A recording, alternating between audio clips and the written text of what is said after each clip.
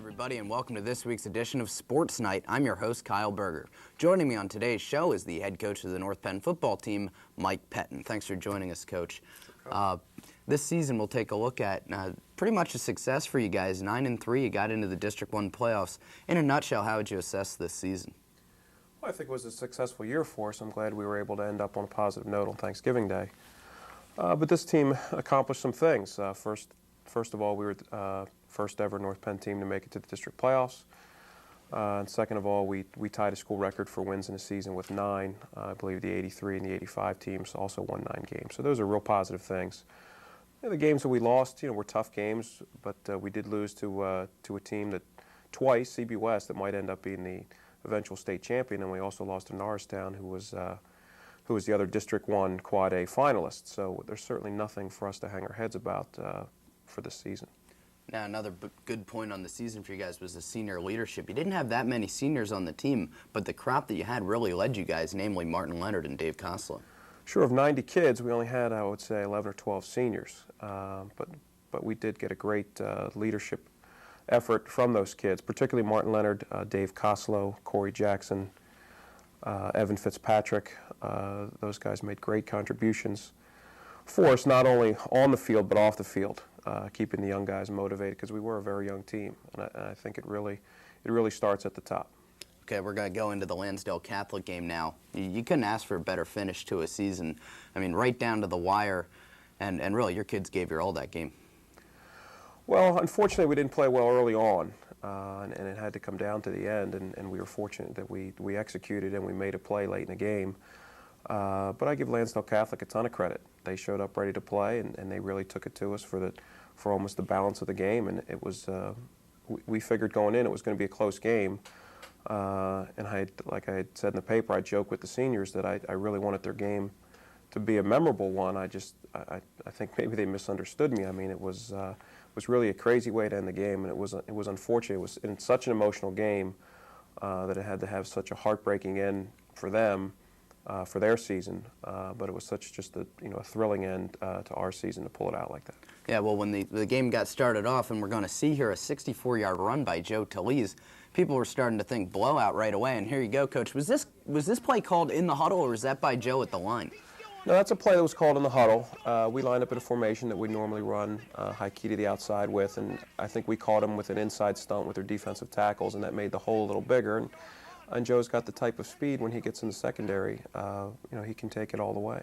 Now, in the next possession for Lansdale Catholic, they went deep into your territory. You guys have had great defense all year, and you came up with a goal line stand here when they came down onto the 1-yard line.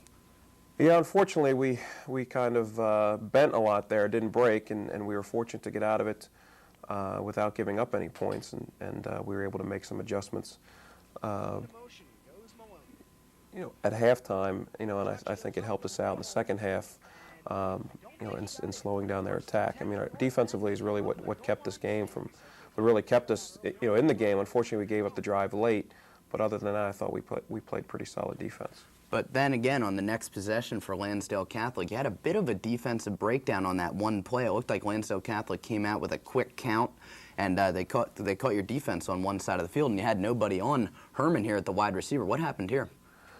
Well, unfortunately, we were in a man coverage, and our guys were trying to get lined up, and our defensive back couldn't locate the guy he was supposed to cover, and good teams take advantage of that. They saw that we had left somebody uncovered, and Judge raised up, and they snapped the ball quickly and got it out to him, and it was a big play. I mean, one of the basic fundamentals is getting lined up, and when you don't do it, teams are going to take advantage of it. And then right after that, Bruner from Lansdale Catholic had a short touchdown run, which was set up by that play. And you guys still came away from that in the lead 7-6. They did miss the extra point. Pretty much anybody's ball game at that point. Into the second quarter now, Lansdale Catholic, you kind of traded possessions there. Nothing real big happened. Then they come up with a quarterback sneak right from the goal line. They drove down, got a nice run from Jack Byers, and you guys are down 12-6. What are you guys thinking at that point? Well, I mean, we're thinking that we're definitely in a football game, that we better start executing offensively. Defensively, I didn't think we were playing that poorly. But offensively, I just, for whatever reason, up front, we just weren't getting it done, and our backs were not blocking well. point of attack, we just weren't holding our blocks long enough, and the field conditions had something to do with it. High-key struggled, I'm sure, a little bit trying to get to the edge, but to be honest with you, I think it was more their defense than the field conditions. So you go into the half 12-6. What do you tell your kids at halftime? I mean, like you said, you can kind of blame it on the field conditions, but your team has to step it up in the second half. You don't want to lose 3 games in a row to end your season. Sure, and we really challenged the kids, especially the seniors. We asked them, how do you guys want to be remembered? How do you want to go out? So we didn't really spend a whole lot of time with the kids. I mean, we were more off as a staff, trying to get as we do every halftime, trying to get a shortened ready list as far as what will go offensively and what we need to stick with or change defensively. And then right towards the end, we get with the kids and go back out. But at that point, this late in the year, I didn't really think that they needed any fiery speech. I mean, it was, I think they all knew how poorly we were playing, and I think the seniors knew what was at hand and what they needed to do in the second half. Well, we're going to go to the second half now, and Mike Kapusta came up with a big touchdown run for you guys up the middle, a 3-yarder. But Mike Kapusta has just done an excellent job for you guys this year, stepping up at fullback. Sure, he was really forced into the position at the Council Rock game when Martin Leonard went down with an injury, and he had been a tight end for us, and he really just stepped into that position without skipping a beat. I mean, very intelligent kid, very coachable. He'll probably be the guy there next year too. Once again, we're going to almost fast forward a full 15 minutes of football. It seemed like there wasn't much going on in between Mike Kapusta's touchdown run and this Mark Bruner touchdown run for Lansdale Catholic that put them in the lead 18-13. Once again, what are you guys thinking as you go down 18-13 after this play with a little time on the clock? Yeah, it was a frustrating drive. They made plays. We would make a couple nice plays, and all of a sudden they would do just enough to get the first down and keep moving down the field. I really didn't start to get worried until they hit us on the 4th down pass. It took it down inside the 10. At that point, I still felt pretty good about it. We were going to stop them, and then all of a sudden when they hit us with that one, it's oh no, here we go. We better call a timeout to make sure that if they score, that we're going to have enough time left, to mount some type of drive ourselves. Once again, almost fitting that, you start off the season with a come-from-behind victory against Penn Ridge, and you end the season with a come-from-behind victory against Lansdale Catholic. We're going to take a look right now at the play, if you will, of the season. Heike Johnson, explain to us the jailbreak play. Well, jailbreak screens, basically you're going to slide in a wide receiver from the outside and release all the linemen. Hopefully, if it hits early enough, it basically becomes like a punt return. You get a wall of blockers downfield, and you get a guy who can make something happen in the open field, and that plays a real hit or miss play. You're either going to hit it big or you're not going to hit it at all. So it's something that we've had success as a staff over the years, both at Tennant and here. We've hit it for some big plays. I had never scored on it, so I was joking with the staff after the game. We finally picked the right time to score on jailbreak screen. Now, when you come up with that play call, are you thinking, hey, let's just get the first down, spike the ball, and maybe run a deep shot to the end zone, or were you figuring that Heike could break that play? Well, that's a play I figured we could break. We'd hit some creases. We hit one crease with it earlier in the game, and we had taken 3 shots deep, and they were really hanging back and had knocked one pass down and really had us covered deep. And I felt that the only way to even have a shot at it was to try to hit him in between the short and the deep and let their linemen rush upfield and kind of hit him in that void in the middle and get our linemen down and hopefully get in somebody's way. And it was as close to a perfect play that we executed as we could. And it was fortunate that we picked the right time to do it. Now, throughout the game, we talked at the top of the show about the seniors, especially on the defense. Martin Leonard and Dave Koslow played an excellent game for you guys on defense. Leonard had several tackles and a couple of sacks, and Dave Koslow had a sack as well. They really stepped up their game against Lansdale Catholic.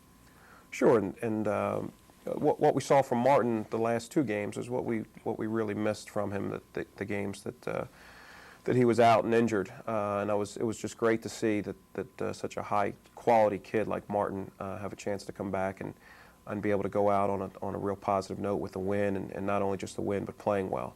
And Dave Koslow, that's more the same from him. That's pretty much what he'd been, what he was doing all year. I mean, he was the MVP of our team, first team All-League selection both ways. I can't say enough about Dave Koslow. Okay, well, 9-3 this year. Let's look forward to next year. You lose a good, solid group of seniors, but plenty of underclassmen coming back for you guys next year, especially at the skill positions. Yeah, we return a lot of guys, but certainly there are some holes to fill. With the seniors, we lose Evan Fitzpatrick and Steve Wagner and Corey Jackson and obviously Koslow and Leonard, among some other guys. And it's there'll be holes to fill, but I like just the enthusiasm that we had from our sophomore and our junior varsity team this year. Both teams had very good records. I know the JVs, I think, finished 7-1-2. I'm just looking forward to the offseason with these young guys, because I know that now that they've had a taste of success, and I think they understand what it takes, what it took to get us to the playoffs, and I think they understand that we need to work a little harder. Everybody's talking about that proverbial next level. Well, that's our goal. Well, the schedule for you guys next year will be a bit augmented because Norristown has dropped out of the Power 10, and your old school, William Tennant, is back in. Are you kind of, I don't think you would be too sad to see Norristown go. That's a team you haven't beaten in the past couple of years. How do you look to take advantage of maybe a weaker schedule this year? Well, Tennant's a team on the rise as well. Dave Sanderson took over last year and did a tremendous job. And when I was there, I realized that it was hard for me to leave there. It was they have good facilities there, and they have some tough kids and a good draw. So I don't think that anybody should underestimate Tennant. I will say I'm not sorry to see Norristown go. We were 0-2 against them the last 2 years, and certainly have a lot of talent coming back. Don't be surprised if they represent their conference in the district playoffs next year. But we'll still need to fill our schedule with the Labor Day game.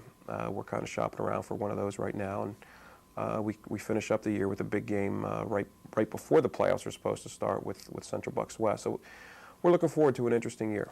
So with playoff aspirations next year, I believe in January, you guys start your off-season conditioning and lifting program, and that's where it all starts for you guys. Sure, we feel that the championships and successful seasons are not built so much during the year as they are in the off-season. People can say they want to win, but what are you doing to prepare yourself to win?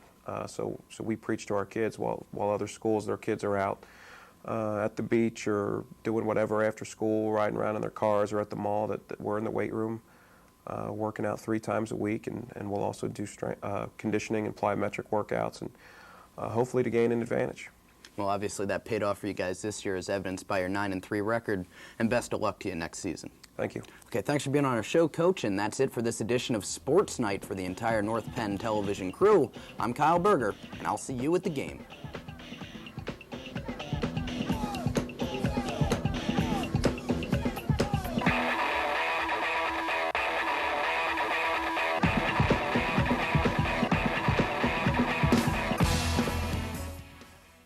We can end prejudice if we talk to each other. Call. Tell us what you would do. Together we can build one America.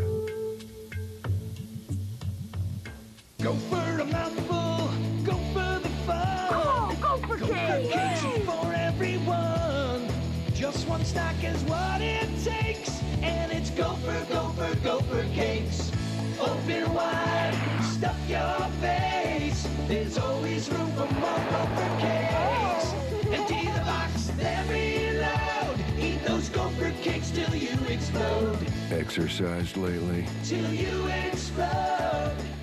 Here's my nephew Scruff, about to run into trouble again. Hey, Bobo, where's your video game? In here. Oh, look at this. Uh-oh, it's my dad's. You want to hold it? What'll I do? You'll see, but that's not the only problem he has. Hey, here's a shortcut. Not down there, Square. I don't think it's safe. Come on, the coast is clear. I'm not taking a chance, Lance. Oh, no. Well, hello, Dogface. Come to give us your sneakers. Uh-oh, trouble again, Scruff. What are you gonna do now? I don't know. If you get my new comic activity book, More Adventures with Scruff, you'll find out what you can do about bullies, drugs, and guns. Am I the hero again? You'll see. And you'll see lots of games. Cool. For your free copy of my new comic activity book, write Scruff McGruff, Chicago, Illinois, 60652. Scruff McGruff, Chicago, Illinois, 60652. And you'll be helping take a bite out of crime. I want it.